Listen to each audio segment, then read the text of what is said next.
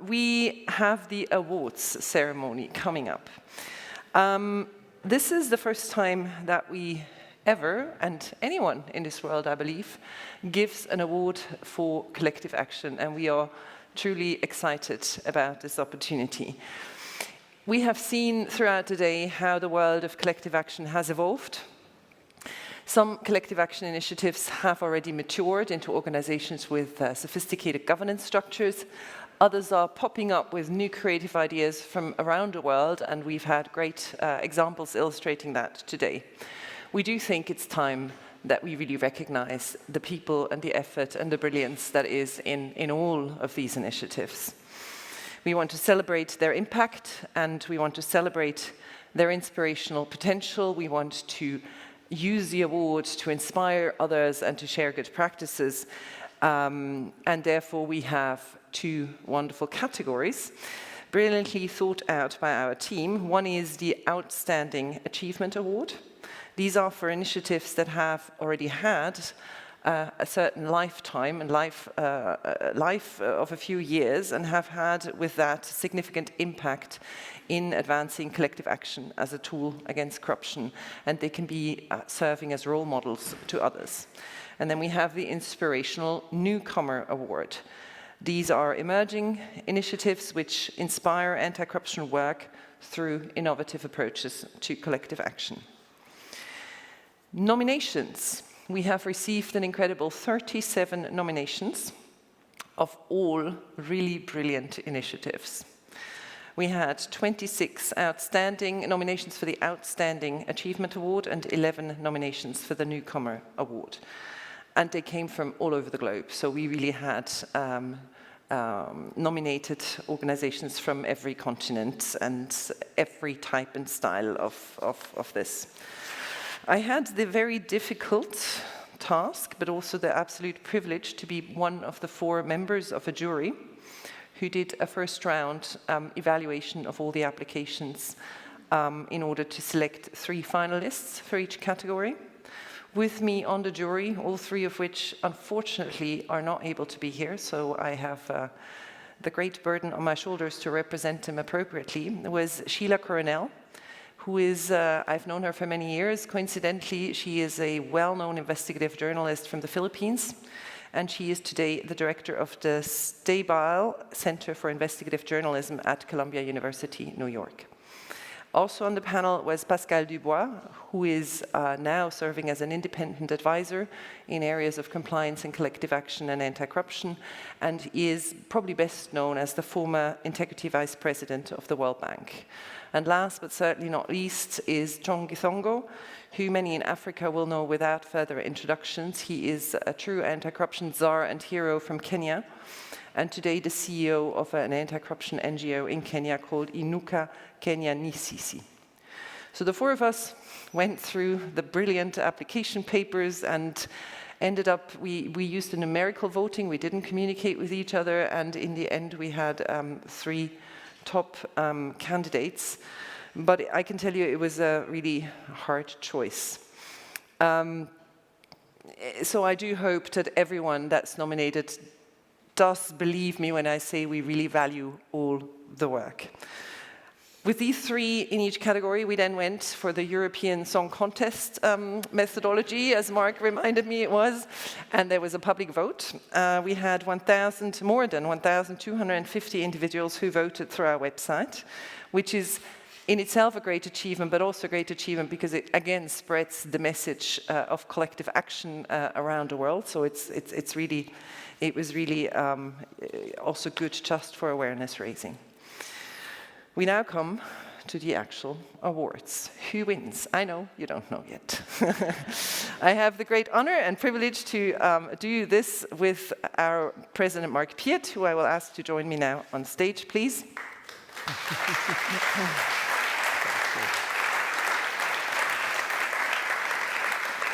And Mark will start with introducing the 2 runners-up for the Inspiring Newcomer Award. Please, Mark.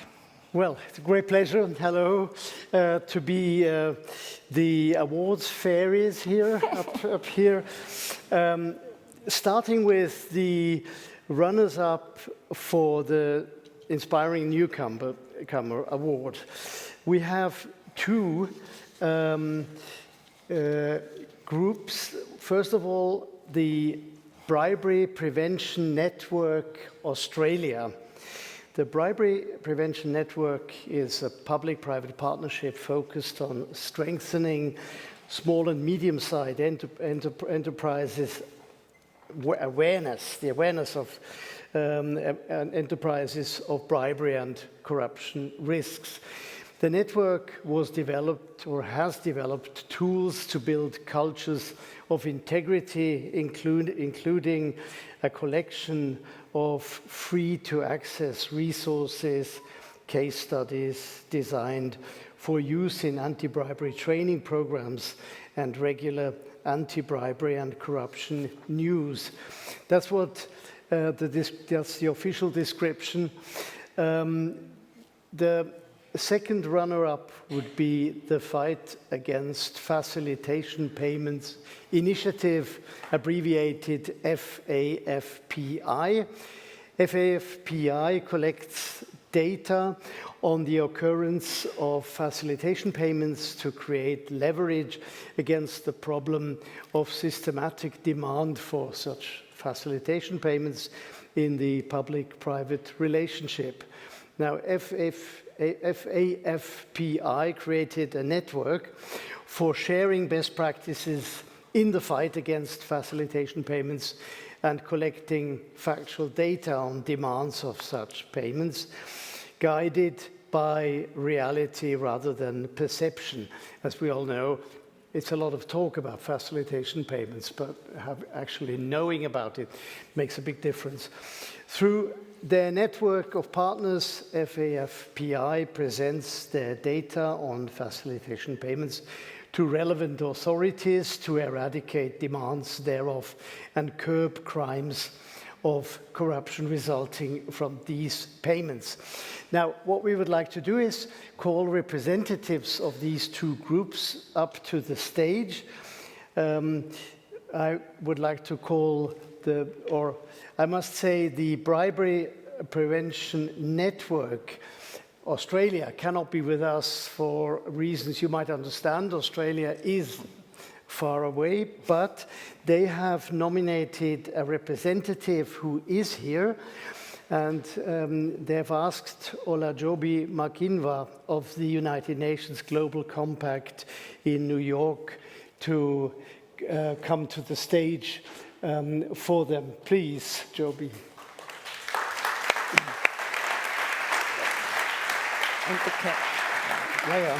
I would also like to ask the co-founder of FAFPI, Ken Graberson, to join us up here, please.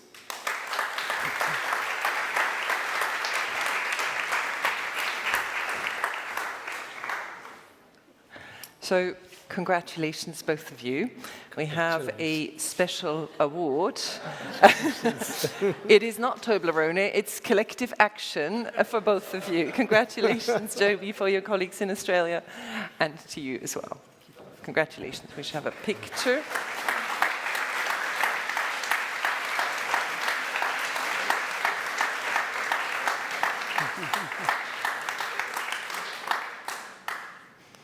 It's good? Wonderful. Thank you so much. Thank you very much.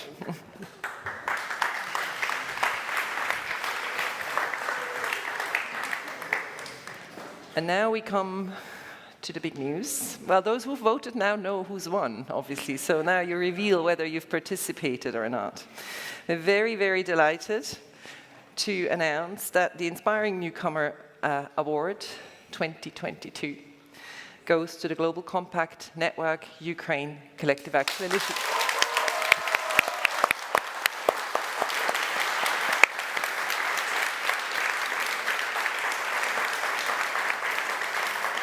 The Global Compact, please join us. The Global Compact Network Ukraine works, of course, towards increasing transparency among businesses and public-private cooperation, addressing corruption in Ukraine. I know a little bit about corruption in Ukraine. I can imagine your job's not easy, and suffice to say that it's particularly an emotional moment to see you here. And I just want to say a word of thoughts to everyone in Ukraine in these really difficult times. You've done great work working with the National Agency on Corruption Prevention to develop recommendations and e-learning courses very tailor-made to the Ukrainian context. I learned a new word. Apparently, you include something called gamification. And I don't even know what that is. So over drinks, we should talk about what gamification is, but it certainly sounds newcomer and innovation, right? And you also host something that I've attended and seen once before, the Anti-Corruption Week in Ukraine. So I'm really grateful that you could be with us, Daria. We have with us Daria Ruban, program coordinator at the network, and it's really special to have you here. Super.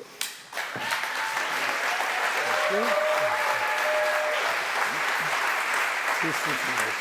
We have to.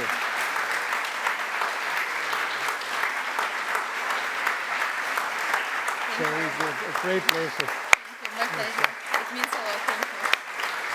Congratulations. Really nice to have you. You will get a box over there with this. Yes. That's right. And that's the actual certificate as well. And I should say, they will also get chocolate. They will not let that.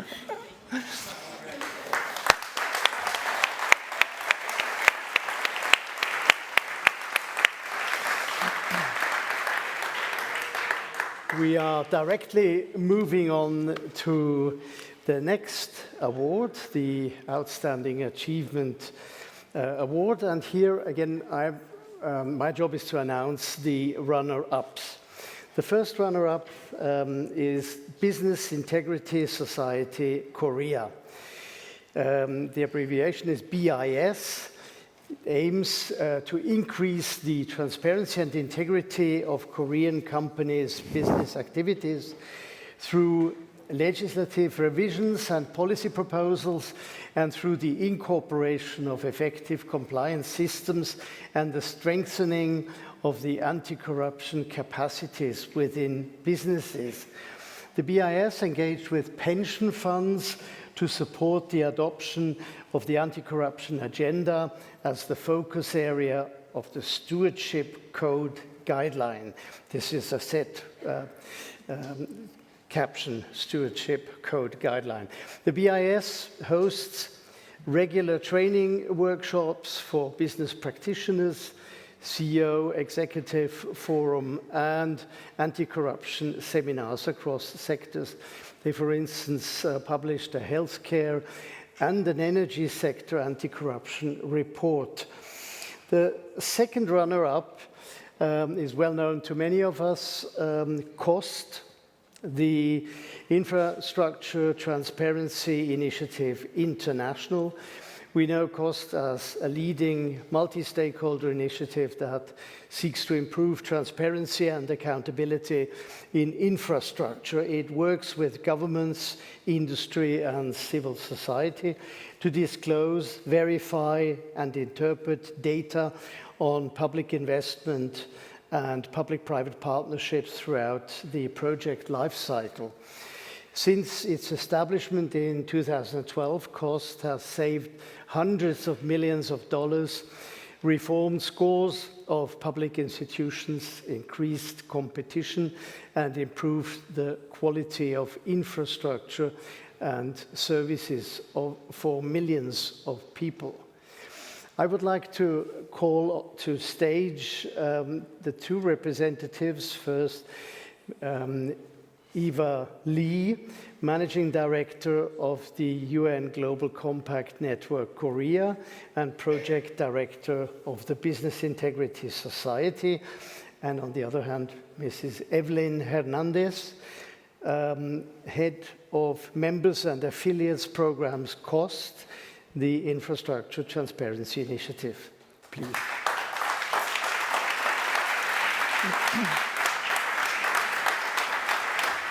Congratulations.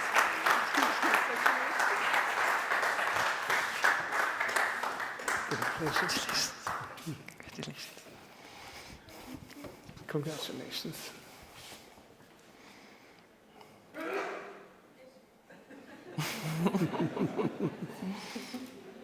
Thank you. Very good. Thank you very much.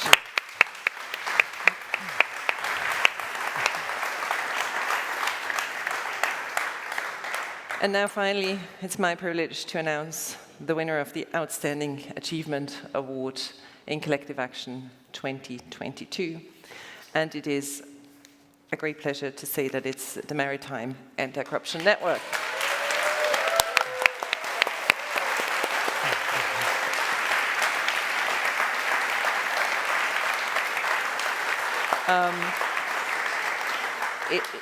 I really don't need to say what the MACAN, as I try to pronounce the abbreviation, the Maritime Anti-Corruption Network is, but I would like to point out that they were nominated and really elected and voted as the winner, in particular, together with their Nigerian partner, the Convention on Business Integrity, CBI, which focuses on strengthening governance and building integrity and resilience into transactions and systems and institutions on which the private sector depend.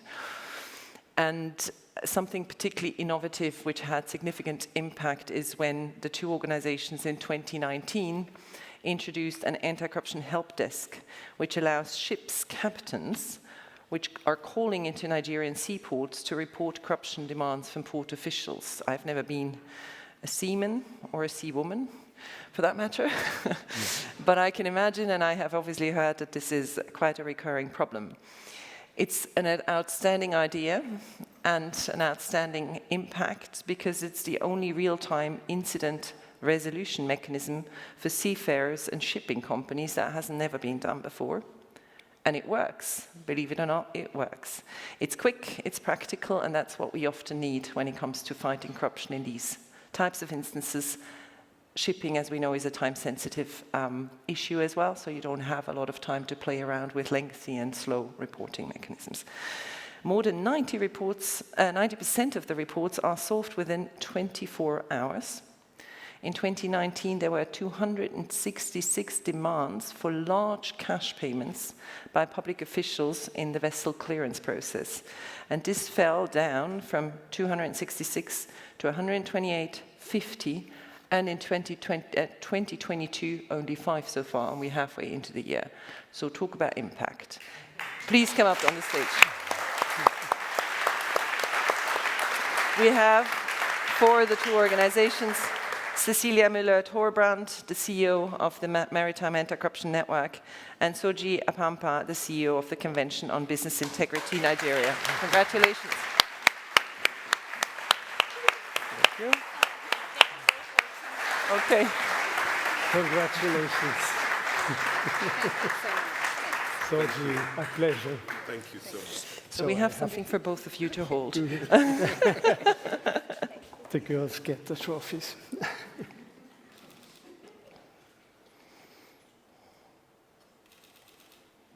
Thank you. Again.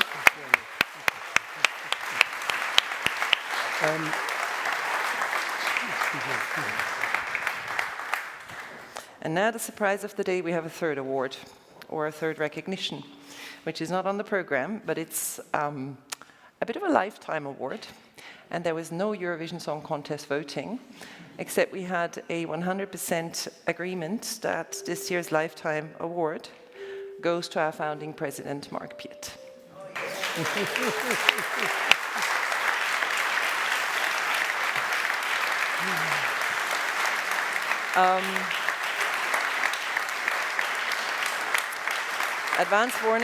Advance warning, I do occasionally, people who know me get a bit emotional, so talking about Mark would potentially qualify for that, so that's the advance warning. Mark is stepping down as our president this year, sadly. So it is really a special moment to recognize what he has done in the world of anti-corruption and for us as an institution. He has done, though, so many things in his life that are worth mentioning that if I mentioned them all, we might never get to those drinks. So I will focus on a few things, but I do want to mention across his life time in anti-corruption, a couple of early, middle, and towards the end achievements. He started really early on as a young professor for criminal law, and previous to that in the public administration, having a strong impact on international anti-corruption and money laundering standards, and he was one of the very first ones to work with the Financial Action Task Force on money laundering, setting those incredibly important standards, which today are still a headache, thank you, Mark, for most countries to implement. He, of course, then very prominently was nominated by then UN Secretary General Kofi Annan to be a member in the Independent Inquiry Committee into the UN Oil for Food program in Iraq, together with Paul Volcker and Richard Goldstone. Not only was his work incredibly important in revealing that there was indeed significant amounts of corruption, but I think more importantly, the work that you did in this commission was one of the very early first key pieces of information that revealed how the financial centers work, what corporate transparency issues we have, the connection between corruption, sanctions, illegal trade, and ultimately war and terrorism. So these are problems we're still grappling with, but the information that came out of these reports have inspired the work of many people who are trying to find solutions to these issues. Very prominently as well, he is one of the parents, I should say, of the OECD Bribery Convention, together with Nicola Bonucci, who's somewhere in the room, of course, at the time General Counsel at OECD, and Enrique Quiñones, who was head of division for anti-corruption at the OECD.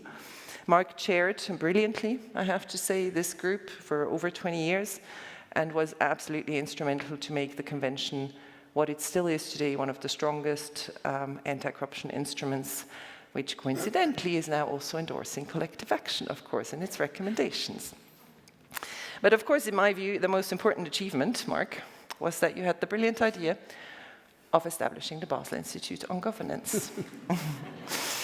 Our work under your leadership in the past almost 20 years has constantly been inspired by what I consider a truly pioneering role in anti-corruption that you have played since the very early days. And indeed, pioneering, as I said this morning already, in the field of collective action as well. It has inspired us at the Basel Institute, it has truly inspired me, and I think it has inspired many people in this room. Your courage, your boldness, your integrity, your humanity. On a personal level, I don't think I would be here or anywhere nearly as interesting without you, Mark. I think we would all not be here, truly. You've always trusted me. You had trust in me. You've always supported me. You've supported any crazy idea I came up with. And I do know I'm not necessarily an easy person to be the boss of. So I am personally, incredibly grateful, because I could not imagine a better boss who has enabled me, has allowed me to enable everyone in our team and the Basel Institute to do what it does today. I will always be enormously grateful for that, Mark, and I think everyone joins me in that huge thank you to you.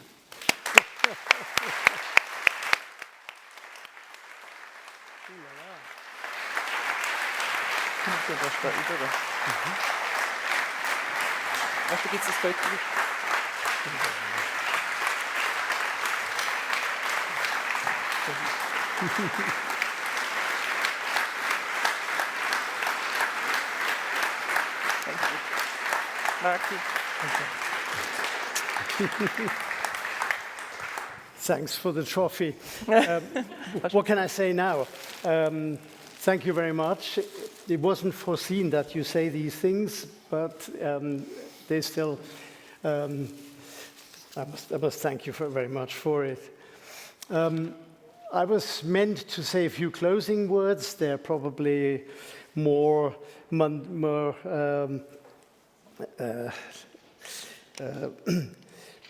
to the ground. If I start off with the beginning of our topic of this conference, probably like in the 1980s to 1990s, it's actually quite remarkable how the topic of collective action has gained in dynamic in those years. And I think this award ceremony is testifies to this. The interest of people to actually run for this award is quite remarkable. If I go back into the 80s or 90s, what was the situation? Very large companies asked to share their compliance program, something known by 100, 200, 300,000 employees, or those employees should have known the compliance program. They were not able to share it amongst each other in the 90s. So they were shy. And I think what is interesting is that gradually these companies came around, and many others as well, to exchange their views, their approaches, and gradually to help eliminate unfair competition. From their perspective, of course, corruption is something like unfair competition. We know that it's something much worse. That's not all there is to it. Now, I think what happened is more and more industry groups mustered their courage and created such groups.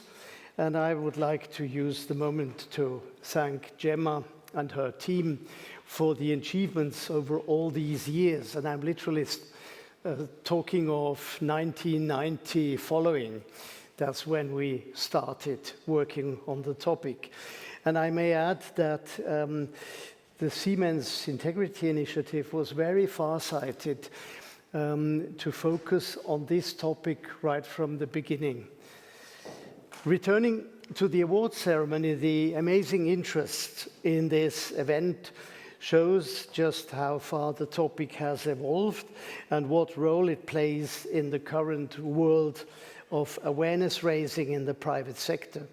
You will hear, or you are hearing, a lot about it today, and you're going to hear much more tomorrow. Amongst other, I think I'm going to start off with Drago Kosh tomorrow morning. I don't think he's here yet, to take stock where the role of an organization like the OECD and its member states come in on the topic of collective action. And also this is quite significant, that it's matured into a topic that states take seriously. I would like to leave this for now and congratulate all the winners and thank all the participants in this contest. It is really a bit something like the European Song Contest, but it is also very real on the other side. I would take it, I think it's fantastic that you were ready to join in this contest. And I think now we are ready simply for an aperitif. The problem is the weather does not allow us, I think, to go into the garden, but I'm sure the aperitif will take place outside the room here. Thanks a lot to you all.